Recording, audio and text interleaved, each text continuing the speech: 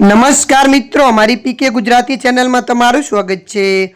કોંગ્રેસના નેતા અને લોકસભા વિપક્ષના લીડર રાહુલ ગાંધીની મુશ્કેલીઓ વધી શકે છે। ઝારખંડની ચાઈબાસ એમપી એમએલએ કોર્ટે રાહુલ ગાંધી વિરુદ્ધ બિનજામીનપાત્ર વોરંટ ઇસ્યુ કર્યા છે। કોર્ટે રાહુલ ગાંધીને 26 જૂને હાજર રહેવાનો પણ આદેશ આપ્યો હતો। ત્યારે મિત્રો, મળતી માહિતી અનુસાર આપને જણાવી દઈએ કે રાહુલ ગાંધીના વકીલે કોર્ટમાં હાજર રહેવાથી મુક્તિ માટે અરજી દાખલ કરી હતી, જેને કોર્ટે ફગાવી દીધી હતી અને તેમને હાજર રહેવાનું કહ્યું હતું।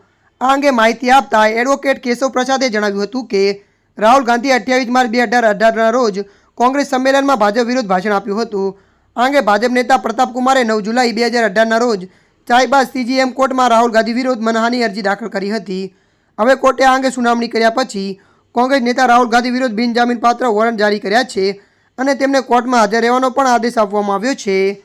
ત્યારે મિત્રો, હાલ માટે આટલું। મળીશું નવી અપડેટ સાથે। જો તમને અમારો વિડીયો પસંદ આવે, લાઇક, શેર અને સબસ્ક્રાઈબ કરી નાખજો। ધન્યવાદ।